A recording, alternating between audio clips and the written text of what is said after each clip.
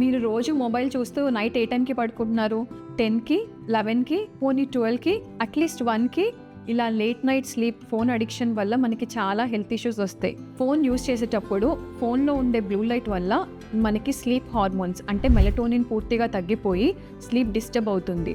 Sleep సరిగ్గా లేకపోవడం వల్ల నైట్ రిలీజ్ అవ్వాల్సిన హార్మోన్స్ రిలీజ్ అవ్వక మనకి లాస్ట్కి లాంగ్ టర్మ్లో థైరాయిడ్ ప్రాబ్లమ్స్, పీసీఓడి ఇలాంటి ప్రాబ్లమ్స్ వస్తాయి.